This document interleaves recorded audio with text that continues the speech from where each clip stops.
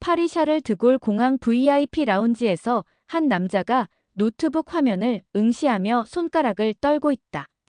화면에는 한국 지사 설립 검토 요청서라는 제목의 문서가 열려 있고 그의 눈가에는 말라붙은 눈물 자국이 선명하다.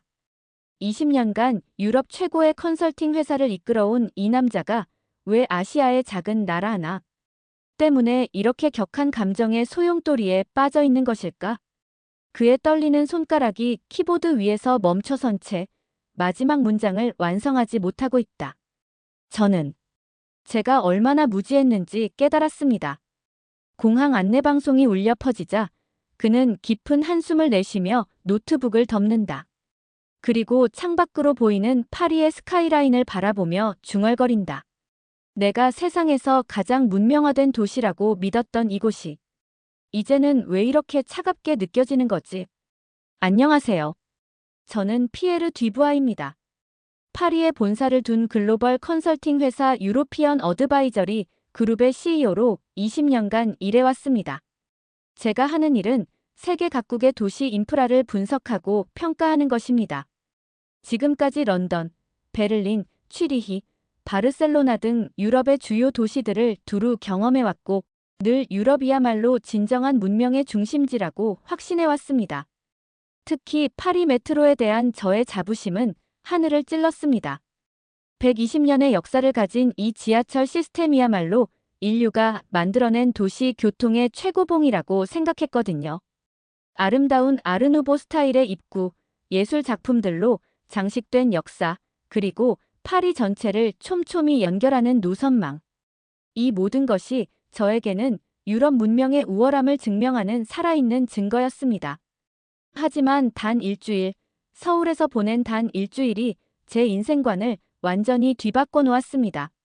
지금도 믿기 어렵습니다. 45년을 살아오면서 이렇게 제 자신의 무지함과 오만함을 뼈저리게 깨달은 적이 없었거든요. 사실 한국 출장은 제게 그다지 반가운 일이 아니었습니다. 물론 아시아 시장의 중요성이 커지고 있다는 건 알고 있었지만 내심으로는 또 다른 신흥국의 과시용 프로젝트겠지라는 생각이 강했습니다. 특히 서울의 지하철 시스템에 대해서는 더욱 회의적이었죠. 아무리 최신 기술을 동원했다 한들 파리 메트로가 가진 깊이와 품격을 따라올 수 있겠어. 이런 편견 어린 시각으로 저는 인천공항에 도착했습니다. 공항 자체는 인정할 만했습니다. 넓고 깔끔하고 효율적이었으니까요. 하지만 여전히 공항이야 돈만 있으면 누구나 지을 수 있지라는 식으로 생각했습니다. 진짜 도시의 품격은 일상적인 대중교통에서 드러나는 법이니까요. 공항철도 표를 끊으면서도 저는 여전히 방심하고 있었습니다. 자동 발권기가 영어를 지원하고 터치스크린이 반응 속도가 빠른 것 정도로는 별로 인상적이지 않았거든요. 이 정도야 유럽에서도 흔히 볼 수 있는 수준이지. 하지만 열차에 올라타는 순간 뭔가 다르다는 느낌이 들기 시작했습니다. 일단 너무 조용했습니다. 파리 메트로에 그 특유의 덜컹거리는 소음이 전혀 없었어요. 대신 부드럽고 안정적인 주행이 이어졌습니다. 좌석도 편안했고 실내 온도도 쾌적했죠. 새로 만든 거라 그렇겠지. 파리 메트로도 처음 만들어질 때는 이랬을 거야. 저는 여전히 이런 식으로 생각하며 스마트폰을 꺼내 이메일을 확인하려 했습니다. 그런데 놀랍게도 지하 깊숙한 터널 안에서도 인터넷이 완벽하게 연결되는 게 아니겠어요? 파리에서는 지하철 안에서 인터넷이 끊어지는 게 당연한 일인데 말이죠. 이것도 별거 아니야. 그냥 와이파이를 깔아놓은 거겠지. 하지만 서울역에 도착해서 환승하는 순간 제가 지금까지 경험해본 어떤 지하철역과도 다른 풍경이 펼쳐졌습니다. 일단 규모부터가 압도적이었어요. 파리의 어떤 역보다도 크고 넓었습니다. 하지만 크기만 큰 게 아니라 동선이 너무나 직관적이고 명확했어요. 가장 놀라웠던 건 안내 표지판이었습니다. 한글, 영어, 중국어, 일본어가 동시에 표기되어 있었는데 단순히 번역만 해놓은 게 아니라 각 언어의 특성을 고려해서 크기와 배치까지 다르게 디자인되어 있었어요. 이건 정말 세심한 배려였습니다. 그런데 더 놀라운 건 따로 있었습니다. 엘리베이터가 계단 바로 옆에 있는 거예요. 파리에서는 엘리베이터를 찾으려면 한참을 헤매야 하는데 여기서는 너무나 당연하게 제 눈앞에 있었습니다. 휠체어를 탄 사람이나 큰 짐을 든 사람들을 위한 배려가 공간 설계의 기본 원칙으로 들어가 있다는 뜻이었죠. 이건 좀 인상적이네. 처음으로 저는 긍정적인 반응을 보였습니다. 하지만 여전히 마음 한구석에서는 그래도 파리만한 역사와 품격은 없지라는 생각이 자리 잡고 있었어요. 플랫폼에 내려가자 또 다른 장면이 펼쳐졌습니다. 러시아워 시간대임에도 불구하고 노약자석은 비어 있었어요. 많은 사람들이 서 있는데도 말이죠. 파리에서는 노약자석이라는 표시가 있어도 젊은 사람들이 버젓이 앉아 있는 경우가 많은데 여기서는 정말 철저하게 지켜지고 있었습니다. 그때 제 옆으로 지팡이를 짚은 할아버지 한 분이 천천히 걸어오셨습니다. 저는 무의식적으로 그분을 관찰하게 되었어요. 과연 여기서도 파리처럼 사람들이 무관심하게 지나칠까 궁금했거든요. 결과는 제 예상을 완전히 뒤엎었습니다. 할아버지가 플랫폼에 나타나자마자 주변 사람들이 자연스럽게 길을 비켜드렸고 누군가는 벤치를 가리키며 여기 앉으세요라고 말했어요. 할아버지는 감사하다며 고개를 숙이셨고 그 모습을 보는 사람들의 얼굴에는 자연스러운 미소가 번져 있었습니다. 이 장면을 보는 순간 제 가슴 한구석이 뭔가 뜨끔했습니다. 파리에서는 이런 광경을 본 적이 언제였더라? 아니, 애초에 이런 일이 일어나기나 했던가. 하지만 저는 여전히 이런 생각들을 떨쳐내려 했습니다. 그냥 운이 좋게 친절한 사람들을 만난 거야. 어디나 좋은 사람들은 있는 법이지. 열차가 도착했습니다. 문이 열리자 사람들이 질서정연하게 승하차를 했어요. 내리는 사람이 다 내린 후에 타는 것은 물론이고 타는 사람들도 문 양쪽으로 나누어져서 중앙을 비워두고 있었습니다. 이것도 파리와는 확연히 다른 모습이었어요. 열차 안에서 저는 계속 주변을 관찰했습니다. 사람들이 대화를 나누긴 하지만 목소리가 크지 않았고 전화를 받는 사람도 거의 없었어요. 음악을 듣는 사람들도 이어폰에서 소리가 새어나오지 않도록 주의하고 있었습니다. 이건 좀 신기하네.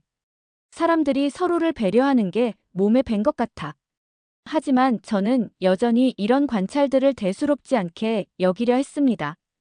그냥 아시아 특유의 집단주의 문화겠지. 개성이 없어 보이긴 하지만. 그런데 바로 그때 제가 지금까지 경험해보지 못한 일이 벌어졌습니다.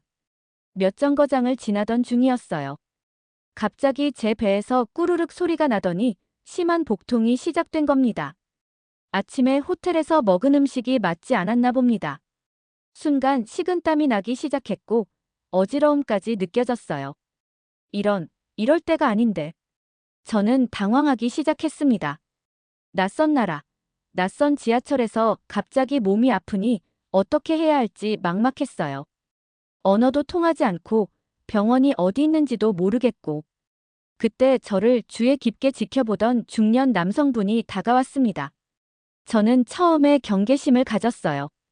파리에서는 지하철에서 아픈 사람에게 접근하는 사람들 중에 소매치기나 사기꾼이 많거든요. 하지만 그분은 조심스럽게 영어로 말을 걸었습니다. You okay? You look pale. 발음은 완벽하지 않았지만 진심 어린 걱정이 느껴졌습니다. 저는 복통이 심하다고 설명했어요. 그러자 그분은 망설임 없이 다음 역에서 내리자고 하며 저를 부축해 주었습니다. WAIT, I help you. Next station has clinic. 역에서 내리자 그분은 저를 영무실로 데려갔습니다. 거기서 만난 영무원분도 즉시 상황을 파악하고 근처 병원을 안내해 주었어요. 심지어 택시까지 불러주었습니다. 병원에서 진료를 받고 약을 처방받는 동안 저는 계속 방금 전 상황을 되돌아보고 있었습니다. 낯선 외국인인 저를 도와준 그분들의 모습이 계속 머릿속에 맴돌았어요. 저 사람들은 왜 나를 도와준 걸까? 나한테서 얻을 게 뭐가 있다고? 파리에서라면 절대 일어나지 않을 일이었습니다. 사람들은 대부분 자신의 일에만 신경 쓰죠. 남의 일에 관여하는 것을 꺼리고요. 그런데 여기서는 완전히 다른 반응을 보인 겁니다. 호텔로 돌아가는 택시 안에서 저는 복잡한 감정에 휩싸여 있었습니다. 감사함과 동시에 어떤 혼란스러움도 느껴졌어요.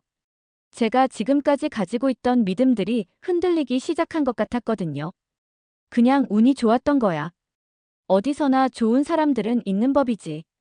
저는 계속 이렇게 자기 합리화를 하려 했습니다. 하지만 마음 한구석에서는 정말 그럴까? 라는 의문이 자라나고 있었어요.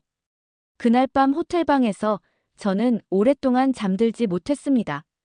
낮에 겪은 일들이 계속 머릿속을 맴돌았거든요. 특히 저를 도와준 그분의 표정이 잊혀지지 않았어요. 그 자연스러운 친절함, 아무 조건 없는 도움의 손길. 내가 너무 예민하게 반응하는 건가? 하지만 다음 날, 더 충격적인 경험이 저를 기다리고 있었습니다. 비즈니스 미팅을 마치고 지하철을 타게 되었는데, 이번에는 출근 시간대가 아닌 오후 시간이었어요. 사람이 그렇게 많지 않아서 좀 더 여유롭게 주변을 관찰할 수 있었습니다. 한 정거장을 지나던 중이었는데 흰 지팡이를 든 시각장애인 분이 혼자서 열차에 타셨어요. 저는 무의식적으로 그분을 주시했습니다. 파리에서라면 이런 상황에서 어떤 일이 벌어질지 뻔했거든요. 대부분의 사람들이 모른 척하고 그분은 혼자서 어려움을 겪을 테니까요. 하지만 여기서는 완전히 다른 일이 벌어졌습니다. 그분이 어디에 앉을지 망설이시자 즉시 근처에 앉아있던 젊은 여성이 일어나서 자리를 안내해드렸어요. 여기 빈자리 있어요라고 말하면서요. 그분이 앉으시자 옆에 있던 학생으로 보이는 젊은이가 어디까지 가세요? 라고 물었습니다. 시각장애인 분이 목적지를 말하자 그 학생은 제가 내릴 때 알려드릴게요라고 했어요. 그리고 정말로 그 역에 도착할 때까지 계속 신경 써서 안내해드렸습니다. 이 모든 과정이 너무나 자연스러웠어요. 마치 당연한 일이라도 되는 것처럼요. 어색함이나 부담스러움 같은 건 전혀 없었습니다. 저는 이 장면을 보면서 가슴이 뭉클해지는 걸 느꼈습니다. 동시에 제 자신이 부끄러워지기도 했고요. 파리에서 살면서 이런 모습을 본 적이 언제였던가요? 아니, 저 자신도 이런 상황에서 먼저 나서서 도움을 준 적이 있었던가요? 이게 진짜일까? 아니면 내가 우연히 특별한 사람들만 계속 만나는 건가? 저는 여전히 혼란스러웠습니다. 하지만 부정할 수 없는 사실이 하나 있었어요. 지금까지 서울에서 겪은 경험들은 파리에서는 절대 경험할 수 없는 것들이었다는 점이요. 그날 저녁, 저는 호텔바에서 혼자 위스키를 마시며 생각에 잠겼습니다. 20년간 유럽 중심적 사고에 길들여진 제 자신이 흔들리고 있다는 걸 느꼈어요. 내가 뭘 보고 있는 거지?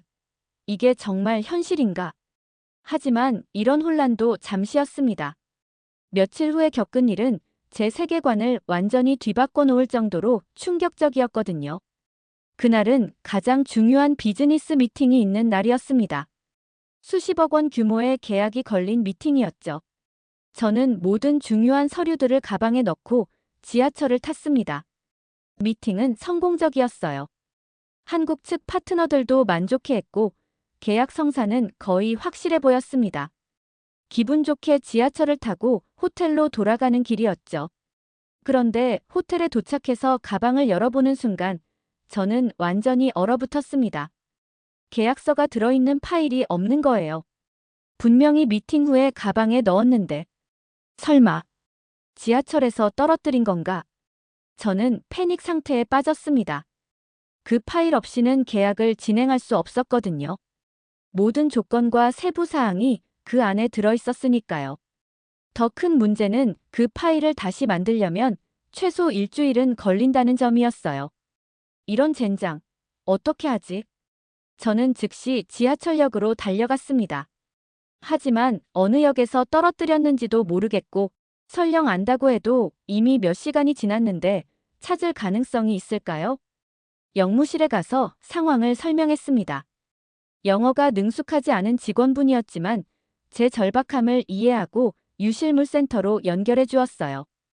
유실물센터 직원과 통화하면서 저는 점점 절망적이 되어갔습니다.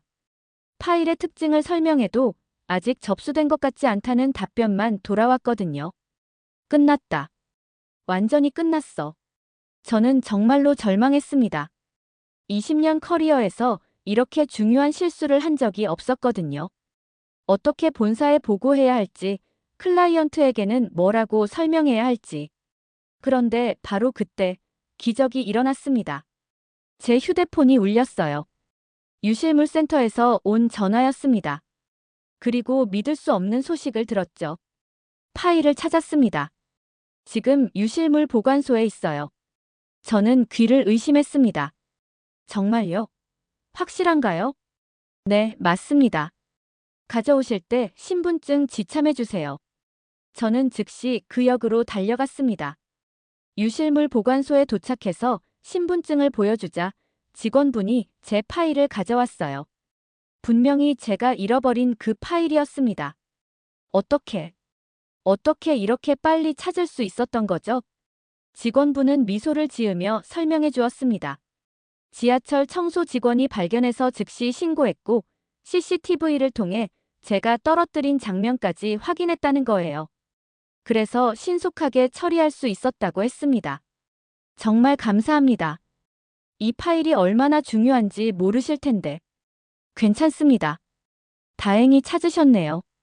서울에서 좋은 시간 보내세요. 그 직원분의 따뜻한 미소를 보는 순간 저는 갑자기 눈물이 핑 돌았습니다. 파일이라면 절대 일어날 수 없는 일이었거든요. 지하철에서 뭔가를 잃어버리면 그냥 포기하는 게 당연했으니까요. 하지만 여기서는 달랐습니다. 시스템이 완벽하게 작동했을 뿐만 아니라 그 시스템을 움직이는 사람들의 마음까지 다른 거였어요. 유실물 보관소를 나서면서 저는 깊은 숨을 들이쉬었습니다. 그리고 처음으로 인정했어요. 이곳은 정말 다르구나. 하지만 진짜 충격은 그 다음에 기다리고 있었습니다. 이튿날 저는 계약서 최종 검토를 위해 다시 미팅 장소로 향했습니다. 지하철을 타면서 저는 어제 있었던 일을 계속 생각하고 있었어요. 과연 이런 일들이 일상적으로 일어나는 것일까? 아니면 제가 운이 좋았던 걸까? 한 정거장을 지나던 중이었습니다. 갑자기 제 앞에 앉아있던 임신부가 앗하고 소리를 내며 배를 움켜쥐는 거예요. 얼굴이 창백해지면서 식은땀을 흘리고 있었습니다. 저는 즉시 일어났습니다.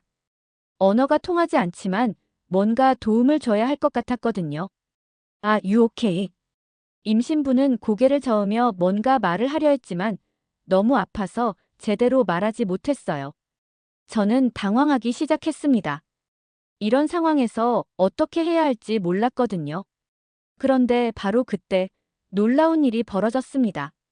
열차 안에 다른 승객들이 하나둘씩 일어나기 시작한 거예요.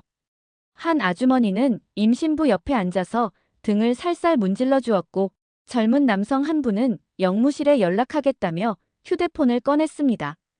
또 다른 분은 물을 건네주었어요. 그 중에서도 가장 인상적이었던 건 의사라고 자신을 소개한 중년 여성분이었습니다. 그분은 임신부의 상태를 체크하면서 주변 사람들에게 지시를 내렸어요. 다음 역에서 내려야 해요. 119에 신고해주세요. 이미 연락했습니다. 구급차가 올 때까지 부축해서 역 밖으로 나가야겠어요. 모든 과정이 완벽하게 조율되었습니다. 마치 사전에 계획된 것처럼 말이죠. 하지만 분명히 즉흥적인 상황이었어요. 서로 모르는 사람들이 자연스럽게 협력하고 있었던 겁니다. 다음 역에 도착하자 정말로 구급대원들이 대기하고 있었습니다. 임신부는 안전하게 병원으로 이송되었고 다행히 큰 문제는 없다는 소식을 나중에 들을 수 있었습니다. 하지만 저에게 더 충격적이었던 건 그 이후의 상황이었어요. 임신부가 구급차에 실려간 후 도와준 사람들은 아무 일도 없었다는 듯이 각자의 일상으로 돌아갔습니다. 누구 하나 내가 도와줬다며 자랑하거나 보상을 바라는 기색이 없었어요. 저는 그 광경을 보면서 완전히 말을 잃었습니다. 이건 단순한 친절을 넘어선 뭔가였어요. 하나의 문화였고 공동체 의식이었습니다. 이게 정상인가? 이런 게 당연한 건가?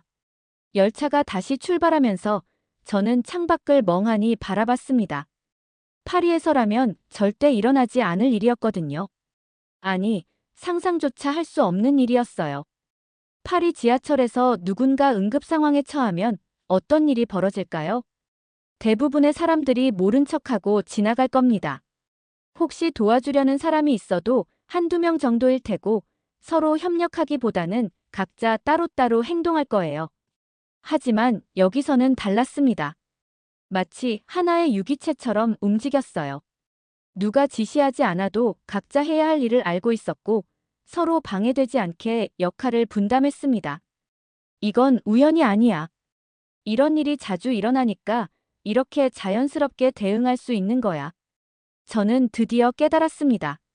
지금까지 제가 본 모든 친절하고 배려 깊은 행동들이 단순한 우연이 아니라는 것을요. 이 도시에는 정말로 다른 문화가 자리 잡고 있었던 겁니다. 그날 저녁 호텔방에서 저는 오랫동안 창밖을 바라보며 생각에 잠겼습니다. 지금까지 제가 가지고 있던 모든 편견과 선입견들이 산산조각 나고 있었거든요. 내가 얼마나 오만했던 걸까? 20년간 저는 유럽이 문명의 중심이라고 믿어왔습니다. 특히 파리야말로 세계에서 가장 세련되고 문화적인 도시라고 확신했죠. 다른 지역의 도시들은 모두 파리를 따라하려는 아류일 뿐이라고 생각했어요. 하지만 서울에서의 경험은 이런 생각이 얼마나 편협한 것인지 깨닫게 해줬습니다. 진정한 문명이란 기술의 발전도 아니고 역사의 깊이도 아니고 건축물의 화려함도 아니었어요. 사람을 대하는 마음이었습니다. 파리의 메트로가 아무리 아름다워도 사람들이 서로에게 무관심하다면 그게 진정한 문명일까? 저는 제 자신에게 질문을 던졌습니다. 그리고 그 답은 너무나 명확했어요. 다음 날은 서울에서의 마지막 날이었습니다. 모든 비즈니스 일정이 끝났고 저녁에는 공항으로 향해야 했죠. 저는 마지막으로 서울 지하철을 한 번 더 타보고 싶었어요. 이번에는 관광객이 아닌 이 도시의 일상을 조금이나마 경험해보고 싶었거든요. 오후 시간대라 그렇게 붐비지 않았습니다. 저는 한적한 칸에 앉아서 주변을 둘러봤어요. 사람들의 표정이 여유로웠습니다. 스트레스 받거나 짜증난 기색이 별로 보이지 않았어요. 이게 어떻게 가능하지? 지하철이라면 당연히 스트레스 받는 공간 아닌가? 파리에서 지하철을 탈 때마다 저는 늘 긴장했어요. 소매치기를 조심해야 했고 취객이나 이상한 사람들을 피해야 했죠. 러시아워에는 사람들이 서로 밀치고 다투는 일도 흔했고요.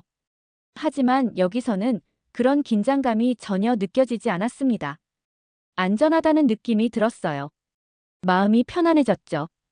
그때 제 옆에 할머니 한 분이 앉으셨습니다. 큰 쇼핑백을 들고 계셨는데 무거워 보였어요. 저는 도와드려야 하나 망설였습니다. 언어가 통하지 않을 텐데. 하지만 바로 그때 반대편에 앉아있던 대학생으로 보이는 젊은 남성이 일어나서 할머니께 다가갔어요. 할머니, 가방 무거우시죠? 제가 들어드릴게요. 아이고, 고마워라. 무겁긴 한데 괜찮다. 아니에요, 제가 들게요. 어디서 내리세요? 자연스러운 대화였습니다. 전혀 어색하지 않았어요. 할머니도 당연하다는 듯이 받아들이셨고 주변 사람들도 미소를 지으며 바라보고 있었습니다. 저는 이 장면을 보면서 가슴이 뭉클해졌습니다. 동시에 부끄러웠어요. 저는 왜 먼저 나서지 못했을까요? 언어가 통하지 않는다는 핑계 때문에? 아니야. 그게 핑계가 아니라 진짜 이유야. 나는 이런 상황에 익숙하지 않아. 파리에서는 이런 일이 일어나지 않으니까. 하지만 곧 다른 생각이 들었어요. 그렇다면 왜 파리에서는 이런 일이 일어나지 않을까? 사람들이 원래 그런 건가? 아니면 그런 문화가 없는 건가? 저는 점점 근본적인 질문에 도달하고 있었습니다. 도시의 품격이란 무엇인가? 진정한 문명이란 무엇인가? 몇 정거장을 더 지나면서 저는 계속 관찰했습니다. 그리고 놀라운 발견을 했어요. 여기서는 도움을 주고받는 일이 특별한 게 아니라 일상이라는 점이었습니다. 어떤 아주머니는 지도를 보며 헤매는 외국인 관광객에게 길을 알려주고 있었고, 한 아저씨는 휴대폰을 떨어뜨린 학생에게 괜찮냐며 주워주고 있었어요. 임산부가 타자 자연스럽게 자리를 양보하는 모습도 봤고요. 이 모든 것들이 그냥 당연한 일상이었습니다. 누구도 특별하다고 생각하지 않았어요. 이게 바로 차이구나. 저는 드디어 깨달았습니다. 파리와 서울의 차이, 유럽과 한국의 차이가 무엇인지 말이에요. 파리에서는 개인주의가 발달해 있습니다. 각자의 사생활을 존중하고 남에게 피해를 주지 않는 것을 중요하게 여기죠. 그것 자체는 나쁘지 않아요. 하지만 그 결과로 사람들 사이의 거리가 멀어졌습니다. 반면 여기서는 개인보다 공동체를 우선시하는 문화가 자리 잡고 있었어요. 내 일만큼 남의 일도 중요하게 생각하고 어려운 사람을 돕는 것을 당연하게 여기는 문화 말이죠. 어느 쪽이 더 좋은 걸까?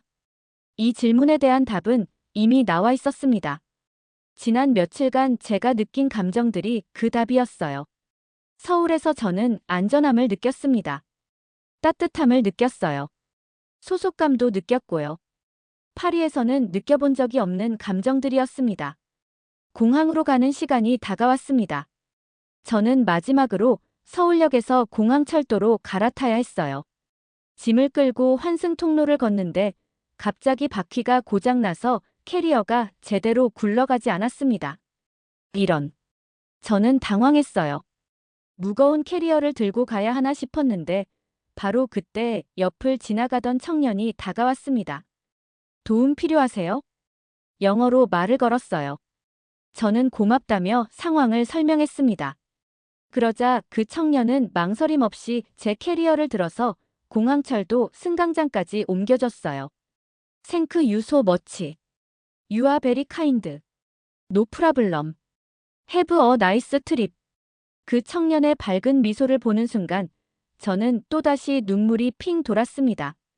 이런 친절을 받을 자격이 저에게 있나 싶었거든요. 저는 이 도시에 대해, 이 나라에 대해 얼마나 편견을 가지고 있었던가요? 공항철도를 타고 인천공항으로 향하면서 저는 창밖 풍경을 바라봤습니다. 며칠 전 처음 이 길을 지날 때와는 완전히 다른 기분이었어요. 그때는 아시아의 한 도시라고만 생각했는데 이제는 제2의 고향 같은 느낌이 들었습니다. 언제 다시 올 수 있을까? 저는 벌써 다음 방문을 기대하고 있었어요. 하지만 그 전에 해야 할 일이 있었습니다. 제가 겪은 이 경험을 다른 사람들과 나누는 것이었죠.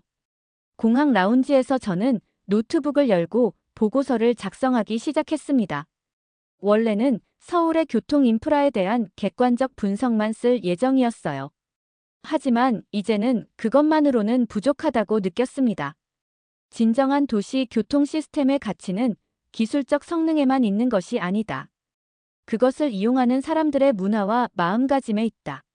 저는 이렇게 시작했습니다. 그리고 지난 며칠간 겪었던 모든 경험들을 솔직하게 적었어요. 제가 얼마나 편견을 가지고 있었는지, 그리고 그 편견이 어떻게 깨졌는지를요. 서울의 지하철 시스템이 파리의 메트로보다 우수한 이유는 단순히 더 새롭고 더 빠르기 때문이 아니다. 그곳에는 사람을 향한 배려가 시스템의 기본 철학으로 자리 잡고 있기 때문이다. 보고서를 쓰면서 저는 계속 울컥했습니다. 지난 20년간 제가 얼마나 좁은 시각으로 세상을 바라봤는지 깨달았거든요. 유럽이 문명의 중심이라고, 파리가 세계에서 가장 세련된 도시라고, 그런 생각 자체가 얼마나 오만한 거였을까? 저는 제 자신을 반성했습니다. 동시에 감사했어요. 이런 깨달음을 얻을 수 있게 해준 서울과 서울 사람들에게 말이죠. 비행기 탑승 시간이 다가왔습니다. 저는 보고서를 마무리하고 이메일로 본사에 보냈어요. 그리고 한 통의 메시지를 더 보냈습니다. 한국 지사 설립을 검토해보자는 제안이었죠. 이건 단순한 비즈니스 결정이 아니었습니다. 제가 이 나라와 이 문화를 더 깊이 이해하고 싶다는 마음의 표현이었어요. 비행기가 이륙하면서 저는 창밖으로 서울의 야경을 내려다봤습니다. 수많은 불빛들이 반짝이고 있었어요. 그 불빛 하나하나가 누군가의 삶이고 누군가의 이야기라는 생각이 들었습니다. 나는 그동안 겉모습만 보고 판단했구나. 진짜 중요한 건 안에 있는데. 12시간 후 파리에 도착했을 때 저는 완전히 다른 사람이 되어 있었습니다. 샤를 드골 공항의 익숙한 풍경이 낯설게 느껴졌어요. 아니, 예전과는 다른 눈으로 보게 된 거였죠. 파리 메트로를 타고 집으로 가는 길에 저는 주변을 관찰했습니다. 사람들의 표정이 어떤지, 서로를 어떻게 대하는지 말이에요. 그리고 깨달았습니다. 여기도 나름의 장점이 있다는 것을요. 개인의 자유를 존중하는 문화, 각자의 사생활을 침해하지 않으려는 배려 등등 말이죠. 하지만 동시에 아쉬움도 느꼈어요. 서로에 대한 관심과 배려가 부족하다는 점에서요. 어떻게 하면 두 문화의 장점을 결합할 수 있을까? 저는 새로운 과제를 발견했습니다. 개인주의의 장점을 유지하면서도 공동체 의식을 기를 수 있는 방법을 찾는 것이었죠. 집에 도착해서 저는 오랫동안 일기를 썼습니다. 서울에서의 모든 경험들을 기록으로 남기고 싶었거든요. 언젠가 이 기억들이 흐려질 때를 대비해서요. 나는 서울에서 진정한 문명이 무엇인지 배웠다. 그것은 기술의 발전도 아니고 건물의 화려함도 아니다. 사람을 대하는 마음이다. 며칠 후 본사에서 회의가 있었습니다. 제 보고서에 대한 반응을 듣는 자리였어요. 동료들의 반응은 예상했던 대로였습니다. 피에르, 좀 과장된 것 같지 않나? 한국이 그렇게 특별할까? 아시아 특유의 집단주의 문화를 너무 이상화하는 것 아닌가? 우리 유럽의 개인주의 문화도 나름의 가치가 있는데. 저는 이런 반응들을 충분히 이해했습니다. 불과 일주일 전까지 저도 똑같이 생각했으니까요. 하지만 이제는 달랐습니다. 저는 직접 경험했거든요. 여러분도 직접 가보시면 제 말을 이해하실 겁니다. 저도 처음에는 믿지 않았으니까요. 저는 차근차근 설명했습니다. 제가 겪은 구체적인 경험들을 하나씩 들려주면서요. 복통으로 고생할 때 도와준 사람들, 시각장애인을 자연스럽게 도운 승객들, 임신부 응급 상황에서 보여준 협력. 이야기를 들은 동료들의 표정이 점점 진지해졌습니다. 정말 그런 일들이 일상적으로 일어나는 건가? 믿기 어렵지만 사실입니다. 저도 처음에는 우연이라고 생각했어요. 하지만 계속 반복되더라고요. 결국 회사에서는 한국지사 설립을 긍정적으로 검토하기로 했습니다. 저의 제안이 받아들여진 거죠. 하지만 더 중요한 변화는 제 개인적인 삶에서 일어났습니다. 파리로 돌아온 후 저는 의식적으로 주변 사람들에게 더 관심을 갖기 시작했어요. 지하철에서 어려움을 겪는 사람을 보면 도와주려 했고, 이웃들과도 더 자주 인사를 나누었습니다. 처음에는 어색했어요. 파리 사람들이 갑작스러운 친절을 의심스러워했거든요. 하지만 점점 변화가 일어났습니다. 제 친절이 다른 사람들에게도 전해지기 시작한 거예요. 피에르, 요즘 뭔가 달라진 것 같네. 더 따뜻해졌어. 동료들이 이런 말을 하기 시작했습니다. 저는 기뻤어요. 서울에서 배운 것들을 파리에서도 실천할 수 있다는 게 말이죠. 6개월 후, 저는 다시 서울을 방문했습니다. 이번에는 한국지사 설립을 위한 본격적인 협상 차원거였어요. 서울역에 내렸을 때의 감정은 처음 방문했을 때와는 완전히 달랐습니다. 마치 집에 돌아온 기분이었어요. 다시 왔구나. 저는 혼자 중얼거리며 미소를 지었습니다. 그리고 지하철을 타면서 주변을 둘러봤어요. 여전히 사람들은 서로를 배려하고 있었고 친절한 모습들을 쉽게 찾아볼 수 있었습니다. 하지만 이번에는 관찰자가 아니라 참여자가 되고 싶었어요. 저도 이 문화의 일부가 되고 싶었거든요. 기회는 금방 찾아왔습니다. 한 할아버지가 무거운 짐을 들고 계단을 오르려고 하시는 걸 봤어요. 저는 망설임 없이 다가가서 도움을 청했습니다. 도와드릴까요? 할아버지는 처음에 깜짝 놀라셨어요. 외국인이 한국말로 말을 걸었으니까요. 하지만 곧 환하게 웃으시며 고맙다고 하셨습니다. 외국분이 한국말을 잘하시네요. 아직 많이 부족해요. 더 배우고 싶습니다. 좋은 마음이시네. 한국에서 좋은 시간 보내세요. 그 할아버지의 따뜻한 미소를 받으며 저는 마음이 뭉클해졌습니다. 이제 저도 이 문화의 일부가 된 기분이었어요. 그날 저녁 호텔에서 저는 또 다른 일기를 썼습니다. 나는 서울에서 인생의 새로운 장을 열었다. 단순히 새로운 도시를 경험한 것이 아니라 새로운 인간이 되었다. 편견을 버리고 오만함을 내려놓고 진정한 겸손함을 배웠다. 이제 저는 확신합니다. 진정한 문명은 높은 건물이나 빠른 기술에 있는 것이 아니라 사람과 사람 사이의 따뜻한 마음에 있다는 것을요. 서울의 지하철에서 저는 이것을 배웠습니다.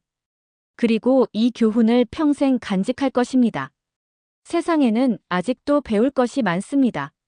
제가 모르는 문화와 가치들이 수없이 많죠. 하지만 이제 저는 열린 마음으로 그것들을 받아들일 준비가 되어 있습니다. 서울은 저에게 단순한 여행지가 아닙니다. 저의 인생을 바꾼 곳이에요. 그리고 언제나 저의 마음속에 따뜻한 기억으로 남아있을 곳입니다. 마지막으로 이 글을 읽는 모든 분들께 말씀드리고 싶습니다. 편견을 버리세요. 열린 마음으로 세상을 바라보세요. 그러면 여러분도 저처럼 놀라운 경험을 하게 될 거예요. 세상은 우리가 생각하는 것보다 훨씬 아름답고 사람들은 우리가 상상하는 것보다 훨씬 따뜻합니다. 단지 우리가 그것을 보려 하지 않았을 뿐이에요. 서울에서 배운 이 교훈을 저는 평생 잊지 않을 것입니다. 그리고 이 따뜻함을 다른 사람들에게도 전해줄 것입니다. 진정한 문명은 바로 이런 것입니다. 기술이 아니라 마음으로 만들어가는 것 말이에요. 오늘의 사연은 여기까지입니다. 구독, 좋아요는 영상 제작에 매우 큰 힘이 됩니다. 더 좋은 사연으로 찾아뵙겠습니다. 지금까지 이야기 보따리였습니다. 감사합니다.